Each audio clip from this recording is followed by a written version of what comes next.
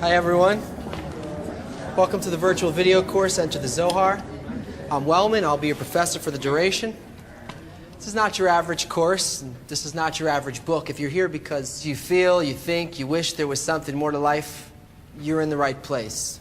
If you're starting to sense alienation between you and other people, between you and the environment, within your family, between you and what used to satisfy you, perfect. If you're scared that nobody has a clue about how to handle the floods, the hurricanes, the oil spills, the wars, and the hatred, and on and on and on, that's why we're here. There's a book. It's titled The Book of Radiance. That's in English. In Hebrew, it's called Sefer HaZohar. It's 2,000 years old, and get this. It was written specifically for this time. For the first generation that would one day wake up in a cold sweat and realize that the entire world is connected. We're one living, breathing whole.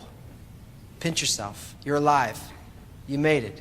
You're a bona fide first-generation member. You made it. It's time to open up this book and shine some of its radiance on the system that's connecting us and how it works.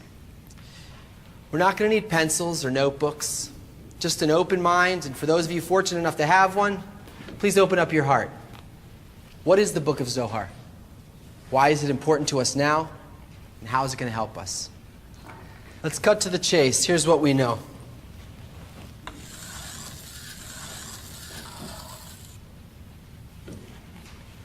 For centuries, the Zohar has been considered to be the most important, powerful book of Western mysticism, said to hold the secrets of the universe and all of the heavenly realms.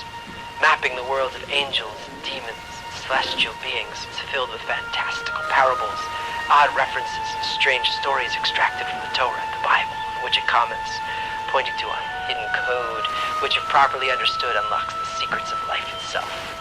Yes, a very mysterious work indeed, sure. Because it's mysterious, it's raised suspicions in some who are afraid its content and purpose are far more nefarious. It's the world's first occult conspiracy, a dark cabal. Hidden instructions on how to control the world, a source of power to the secret societies, the Masons, the Jews, the Vatican, who manipulate political, economic, and social structures, seducing the masses with childish biblical fantasies in order to enslave us so they can keep their royal lifestyles intact and prevent us from accessing the meaning and purpose of life. So, to some it's a sacred mystical force beyond understanding to be respected and revered, and to others it's a not so understood power to be used by some for their own deepest, darkest aims. They're both right. They both don't understand it, and that's how your brain sees it, because we don't understand anything about how nature works in people. We know a little bit about the laws of quantum physics, astrophysics, biology, geology, but as far as our place goes in the system, our desires, our emotions, our connections, how it works with that, I mean, look at your lives. Look at the world. I don't think so. But both are right to believe it contains something great about the purpose and meaning of our lives, and it's hidden from us. So let's just put all of our assumptions and fears on hold. Let's start from there. Okay, so why Bible stories? And why are those writings the most ingrained cultural influence of the last 3,500 years? The source of the major Western religions, you know, each one thinks the other two have it wrong. Why are most of the world's laws and moral codes built around it? How come following them hasn't made a world that works? I mean, if it doesn't really make sense to us, and it doesn't line up with our modern science, and it isn't working the ways it's supposed to, then why does it capture our imagination with such a deep hold on these feelings of right and reverence and mystery? Why do we think it's about the truth? Because it is, but we're not. Its meaning, though it's precious and transcendent, it's hidden from us by the current state of our own nature, which, by the way, is also hidden from us. Look at it. Biblical influence is so interwoven into the fabric of our world, not depending on whether or not you believe it, not depending on whether or not you believe in God or you don't believe in God, but because its writings actually do clothe some general law of reality that interacts with our desires and our thoughts in some kind of special way. And this interplay has built and operated the human level of existence. Yeah, that's why we see it everywhere. It appears as though it's outside of us, but it's not.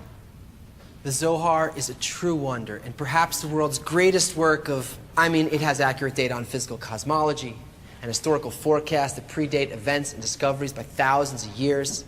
But its timeless genius is that it's a work not of art, not of science, but of purpose.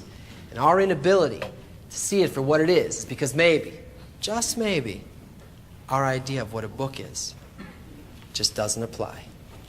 Here. There is a great, and as far as we're concerned, totally imperceivable force that makes Kabbalistic books not books at all. They are, and the Zohar is, the actual structure of nature.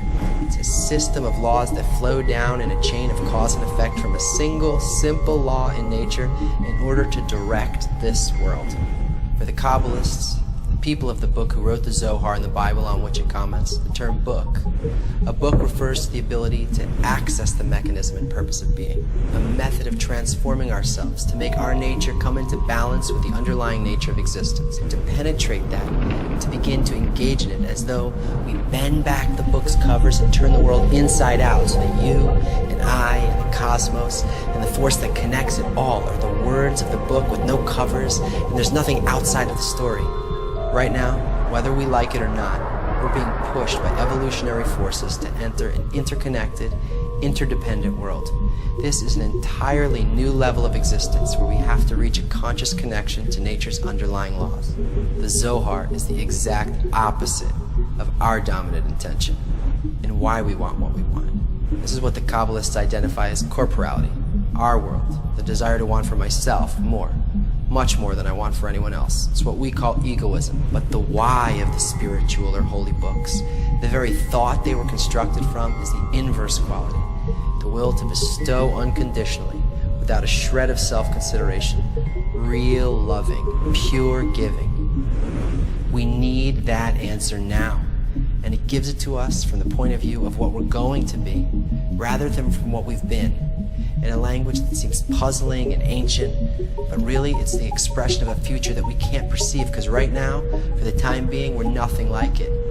What it has to give us is meant for everyone, but you can't just jump in and read it.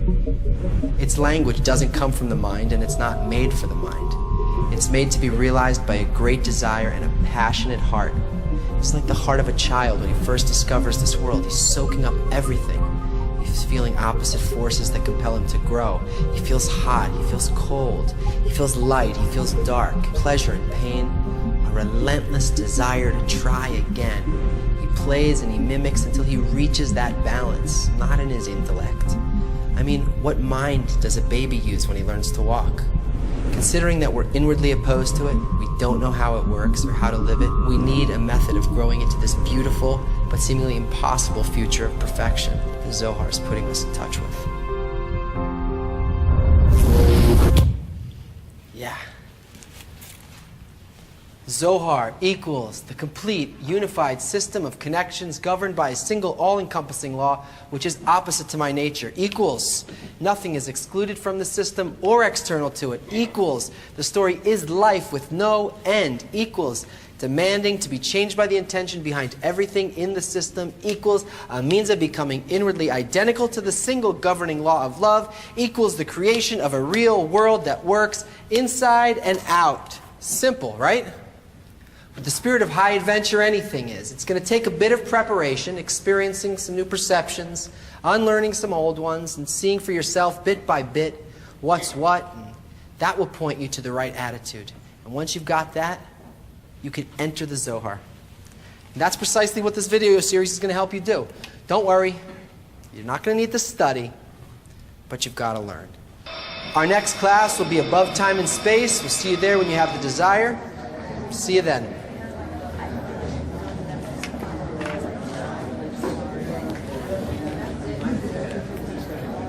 Oh, the left and right doors are locked. You'll have to take the middle.